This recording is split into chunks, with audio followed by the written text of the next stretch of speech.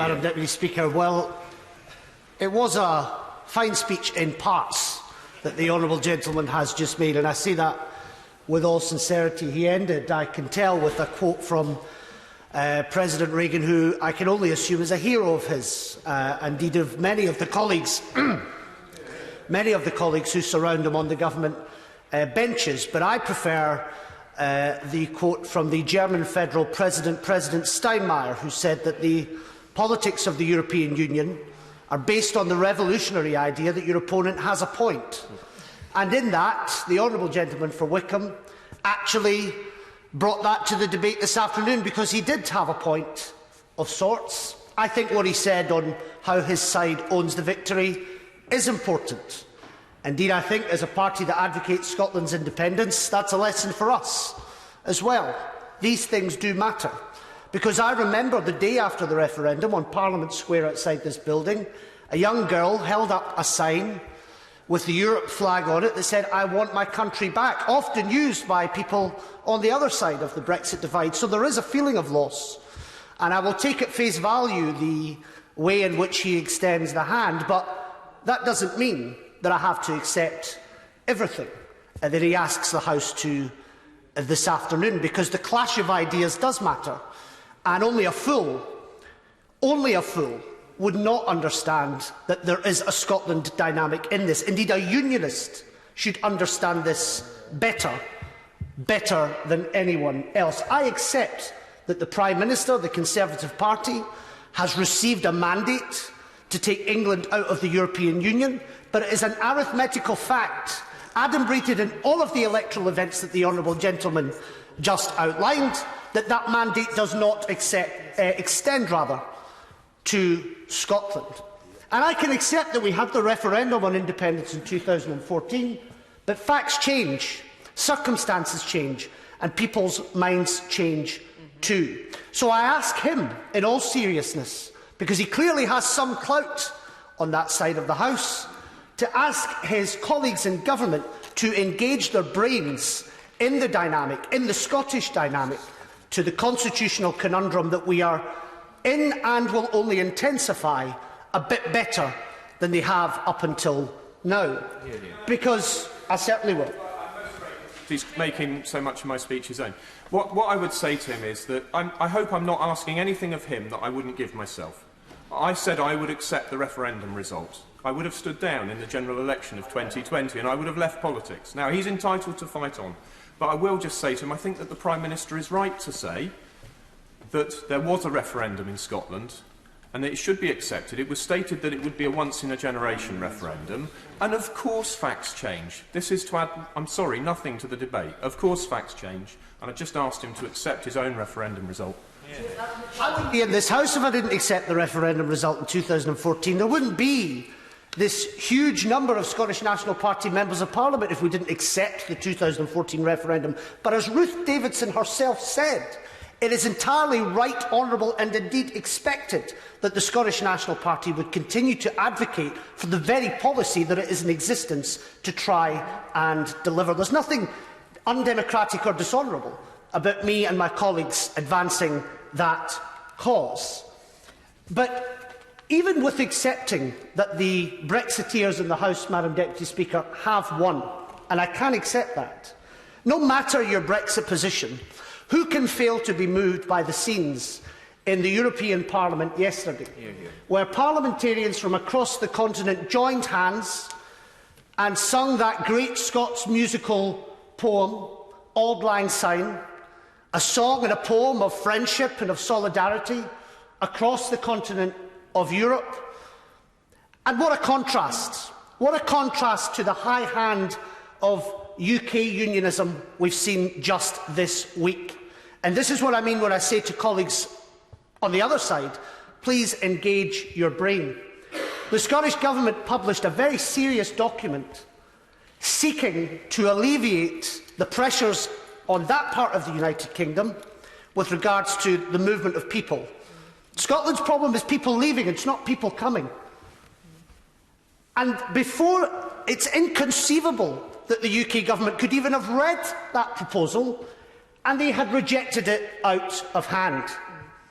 I feel like they're doing my job for me, because let me tell them, in the parts of my constituency, which admittedly is a yes-voting constituency, but it has the highest Tory vote in Glasgow, it always has done, the people who they are relying on, the coalition they need to keep the union together, haven't necessarily painted their faces blue and ran to the forest declaring support for independence, but my goodness, they want to have a conversation with my side in a way that they did not in the 2014 referendum. So I ask colleagues on the government side of the House just to reflect on that, and the fact that every compromise that was offered, every single one that was offered by the Scottish Government and by the Scottish National Party in this House over the last 4 years has been rejected out of hand.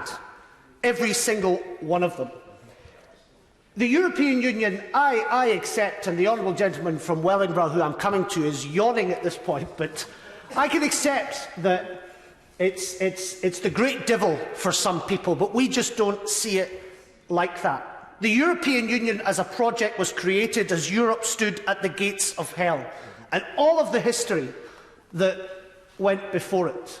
Where there was Nazism and communism, it displaced those ideas and it opened up economies, it opened up markets, it allowed the clash of ideas and free and fair elections to take place all across the European continent. It still has a job to do in some parts of it. The Secretary at the box today prayed in aid the government's trade strategy. The European Union, a place on the world where once there were warring navies in the waters, warring air forces in the sky, now has trading and shipping and exchanges of ideas of commerce that I thought Conservatives on the other side of the House would have welcomed. But perhaps I'm at risk of rerunning the old argument. But I do want to focus very briefly.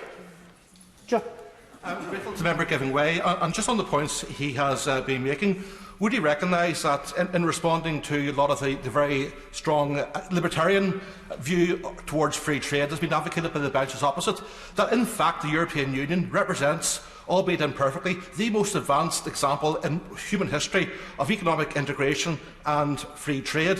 And also, just to make a further point, recognising the perspective of Scotland, Northern Ireland also has its very particular Remain perspective too, and the Global Britain brand, which has been put forward, albeit a very convenient and simplistic concept. Britain is not the same as the UK, and Northern Ireland is excluded from that branding. Oh, well, the honourable gentleman who's new to the House will have to get used to that. The other side have a habit of forgetting that the UK is a political state. It's a union of nations across these islands, even if they don't govern as such. But he's, of course, correct. Take freedom of movement. It's one of the greatest instruments of economic freedom and of peace and of the exchange of ideas that has ever existed. Yet minister after minister are falling over themselves to get to that box, Madam Deputy Speaker, to decry freedom of movement, a very instrument that this country was enthusiastically setting up within the European Union. Of course we should keep freedom of movement. And if the United Kingdom doesn't want to keep it, then please think of the Scottish context in this and work with us to deliver something that will help our economy, something the government keeps telling us it wants to do. But, Madam Deputy Speaker, if you'll indulge me very briefly, I do want to acknowledge the contribution that my own party has made to the European project over a great many years, starting, of course, with the great Winnie Ewing, the only person in Scotland ever to be elected to all three parliaments, the European Parliament, the Scottish Parliament, and, of course, to this place in a historic by-election in Hamilton in 1967. There was also Alan McCartney, Professor Sir Neil McCormick, Ian Hudson, Alan Smith, who now joins us here as the member for Stirling, and more recently Christian Allard, a French Scot representing Scotland in the European Parliament, Heather Anderson, who was only appointed earlier this week, and of course Dr Aileen MacLeod, who gave a fantastic speech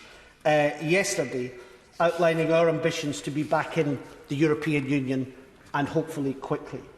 But when the Secretary was at the box earlier, to turn to the trade issue briefly, she said in response to, I have to say, an absurd intervention from the honourable gentleman for Wellingborough, who seemed to blame the European Union for some kind of restriction on the fact that the United Kingdom couldn't do more in terms of international aid. The Secretary tried to lay on an almost Churchillian defence of free trade and of economic freedom. It's the same Secretary, as the Shadow Secretary pointed out, who 8 weeks into the job had to come to this Parliament to apologise for the fact that the government had broken not one, not two, but 3 court orders when it comes to weapons bans, weapons sales bans to Saudi Arabia. She was 8 weeks into the job.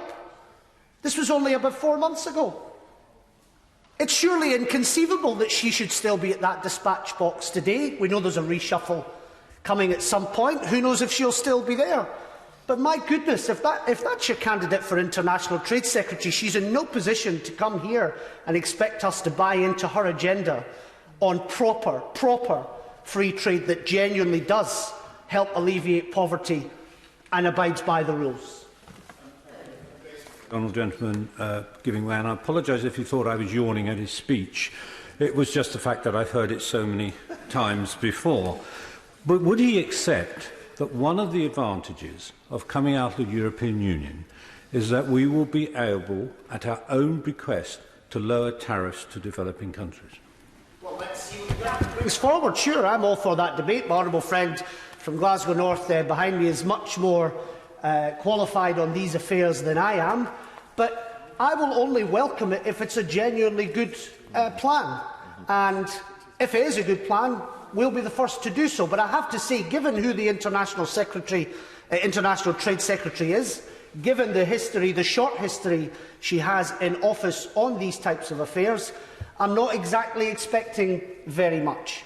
The Secretary did also mention the upcoming Integrated Defence and Foreign Policy Review. Now, we've had a number of miniature defence reviews over the past few years, as you know, Madam Deputy Speaker. It would be helpful if the Minister, in summing up, could tell us, is this going to be a proper SDSR-style review, or is it going to be fiscally neutral, a bit like the Modernising Defence Programme? It's an odd... When you think of the context in which this debate is happening, earlier in the week we had this Faustian pact announced by the government with relation to Huawei, this Faustian pact with the Chinese Conservative Party, a decision, the Chinese Communist Party, although maybe I was right actually. This announcement comes from a position of great weakness. It's gullible Britain, not global Britain, that I see from this side of the House, Madam Deputy Speaker, and the sooner the government is honest about that, the better. I would also like to know just about a few other things. I want to know more broadly, what exactly is the China strategy? We talk a lot, and I see the Minister who covers Ukraine is here, and he knows my interest in that part of the world. But we talk a lot about Russia, and rightly so, but what's the China strategy? What's the strategy to fix the utterly broken instrument that is the UN Security Council, there to underpin security, freedom and international laws and rules that keep us safe and allow free trade, has become an instrument that is largely redundant. With regards to NATO, facing all kinds of strife internally and externally, will that be included in the integrated review? Will there be some kind of assessment of the capability that we have? We often get very stuck, and Tories love nothing more than thumping their chests, reminding us that Britain spends 2% of GDP on defence, and that's great, that's wonderful, but what does it mean in terms of capability? That's where the debate really does need to go. And I do think we need more on this supine response to the Trump-Palestine-Israel plan that we did have a brief exchange on this morning. The government couldn't quite bring itself to wholly disown the plan. Admittedly, it isn't their plan, but it strikes me that they are caught between the devil and the deep blue sea on this. It's time to show some muscle. It's time to be honest, and it's time to stand up for international law.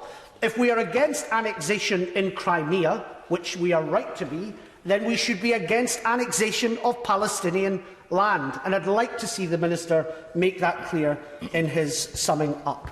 But to conclude, Madam Deputy Speaker, the Conservative Party, and by the sounds of it, the Labour Party, might have given up on this country being a member of the European Union, but Scotland certainly has not given up. We will always be open to Europe. We will always be a place where Europe and the world can come and have a conversation, hopefully do more than that and keep contributing to Scotland. The challenge for my party, the challenge for my country, is to live up to the maxim that Winnie Ewing set in 1967 when she said, "Stop the world, Scotland wants to get on."